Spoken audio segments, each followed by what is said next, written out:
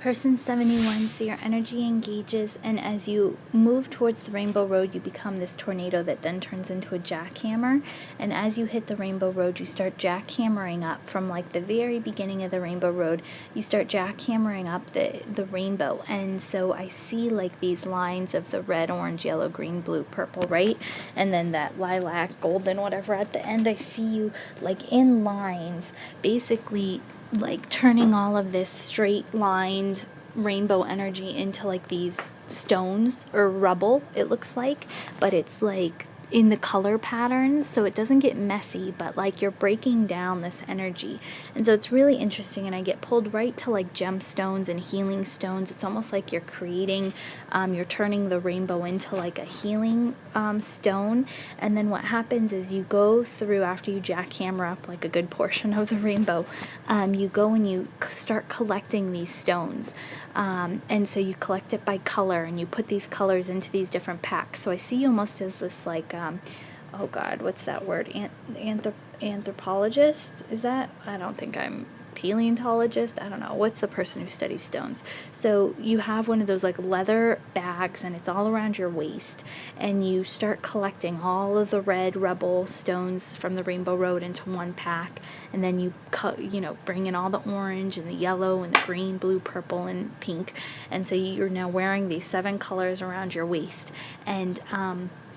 And so I see these colors like right around your belly button, almost lower on the hip, like sacral chakra actually. And I see these like out of the pockets now of each of these stones that sit around your belt on your waist. Like I see the energy kind of creating this tube or this vessel around you. And so I'm getting a lot of different thoughts on maybe what this could be alluding to. But I'll review that in a minute. But so I'm questioning. I'm like, is this how this person connects in? Because I use the Rainbow Road. So maybe she uses stones to heal. Maybe she collects stones around her. Maybe she's somebody who connects with the crystals and the energy of the crystals to help to higher her frequency and help her heal or move into higher vibration. So I don't know if you study this work. If not, then I'm assuming this is a message for you that you'd probably connect with stones.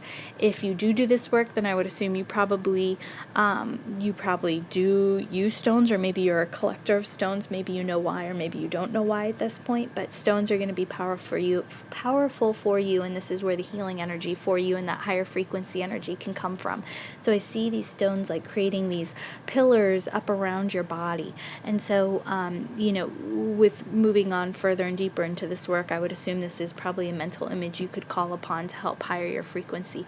But so moving forward, then I see, and so I'm getting all this stuff about healing and working with the stones and the energy of the stones. So I'm getting somewhat that you're either intuitive or this is the path that they're having you move towards. And so then I see you fall back on a stretcher. And so I see like a nurse, one of those old school like nurse white with the Red Cross hats come on top of your head, and you're like on this stretcher, and I see the white lights moving over your head as if somebody's rolling you on a stretcher, and this is like sickness, right? So I feel like you've like passed out and they've caught you on a stretcher, but the fact that you're wearing the nurse hat leads me to believe that you're a healer.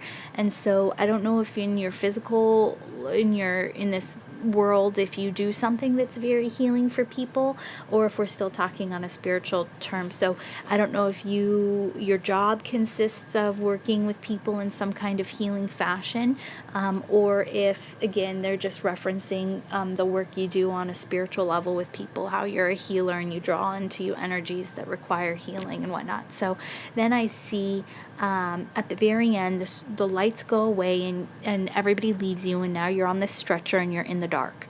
And so I'm looking at your body, and like you're really dark. And so to me this means void of the healing energy. And so what this would mean to me, in the word that I was getting, was wounded healer. So somebody who typically heals other people but doesn't heal themselves or focus in on themselves. And so what this ends up doing is depleting your own energy, and so therefore you can't heal other people to the best of your ability because you're not focusing in on keeping your own energy to its like peak performance, right? So anytime, a lot of times, so like my teacher and her mentor would say, you know, like anytime you channel or do anything healing or working with this work, or like I'm doing for you right now, like as soon as I'm done, I have to ground into the world, or basically I'm going to start lowering my energy, and I'm going to become susceptible to like a crash and burn. And so that's what I'm getting for you, is there's something along the way that's depleting you of your energy, or maybe you're not focusing in on healing yourself, but you're trying to heal a lot of other people. And so then from here, the image, I get pulled to that, like Beauty and the Beast, that singular rose, right? That's trapped inside that glass, and it's like a time, like it's a, I'm saying ticking time bomb, but it's not. It's like a ticking clock down to when the beast like gets frozen in this energy.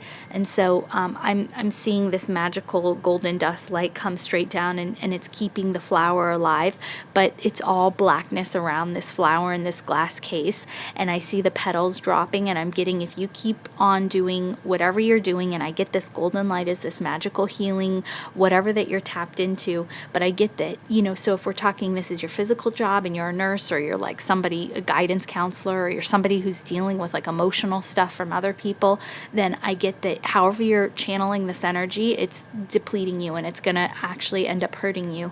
And so basically what they're symbolizing here is that we need to change how you run this energy and how you take this energy. Otherwise you're going to be that like ticking time bomb. You're going to have nothing left to give to other people and help.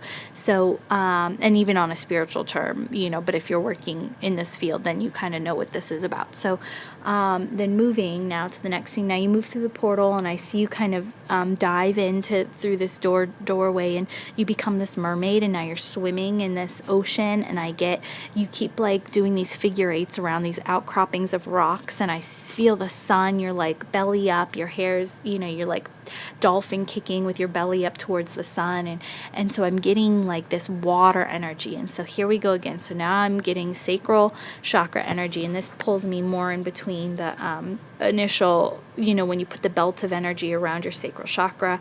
And so water is always representative of sacral chakra, and the fact that the sun was glaring above you and you're moving around these rocks, I'm getting, you know, rock is earth, and that's root chakra, and sun is the energy and the willpower, and that's solar plexus chakra. So so I'm getting that this water energy is like, and you're just happy and you're flowing, and it's almost like it's replenishing you. So I get that this is the energy that replenishes you, but also this is the energy that I feel like you're taking in. So anybody who deals with sacral chakra energy, it's the emotional body. So this is like empaths. So if you don't know if what I'm saying and all this healing stuff isn't resonating with you, or it's, you know, not, you don't study this at all in the metaphysical terms, then a lot of times people who somehow engage with people, you could even be like a manager, right, and have 20 people, subordinates underneath you who you have to manage, and you have to hear all their daily stuff, and you have to deal with problems and the emotional, you know, the emotional situations that go on between them, and you're like this like problem solver, and you have to get into the energy of the situation. So, you know, that you can be a healer in so many different levels of your career and work life. So if the metaphysical stuff isn't connecting with you, then I assume you're probably a healer somewhere in your career and job. And so what I would get is that this emotional energy, that you're running it through yourself, and so you're empathic, and so you're running this energy through yourself, and it's running through you in a way that's not healthy to your own body, and you're taking on in your emotional body a lot of other people's emotional crap that you don't need, and it's actually hurting you. And so where you're healing other people, you're taking on their emotional energy. And so then this mermaid then starts to swim way down deep, and I get we're going to like Atlantis, right? So you go down and you find this like cavern, and you lose your fin, and you start to walk, and you're almost like the it's not Athena, what's her name, Aphrodite, like you have that long hair and you're naked, and it covers you in the appropriate places, and you just walk up to this door, and this door just opens for you. And so now we're at your Akashic records. And so I see you as moving into the Akashic Records, and it's filled with gold. And so anytime it's filled with gold, I get that this is the abundance. And so, to us humans, like, gold is wealth. And then, we attribute wealth to freedom and all of that, and wealth being able to give us everything we need. And so really, in terms, what we're seeking is abundance, and that feeling of complete abundance in our life, right? So I get that this is the abundance that's kind of waiting for you in these in the Akashic Records, and this is what you have access to. And so I call down your higher self, and I ask your higher self, what the message would be for you at this point. And your higher self basically guides me back towards the situation of, like, the mermaid swimming through the rocks, and then the sun above, and in this sacral chakra energy. So basically, what I'm getting from your higher self is that that you're pulling in a lot of this emotional energy, and it's I would assume probably it's connected through other human beings, right? And so and you're not, because I feel like you're not grounded in the physical world enough to pull in this energy as you are.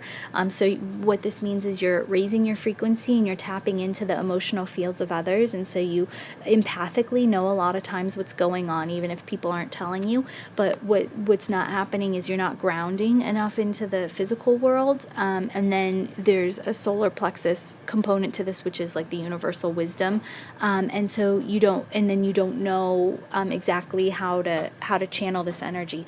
And so there's components of this abundance, right, that you have access to, or all this wisdom that you have access to, that because you're raising your frequency and you're tapping into this to others, you get this great sense that you're kind of here to help other people along in their path. And I'm thinking you either do this on a spiritual level, or more likely in your career, you try and help people a lot of the time. And what you're doing is you're actually taking on a lot of their emotional energy and not channeling it correctly. So basically what your higher self is conveying or wanting you to know is that you have the ability to bring through this abundance and this wisdom that's in the Akashic Records and really help to heal people.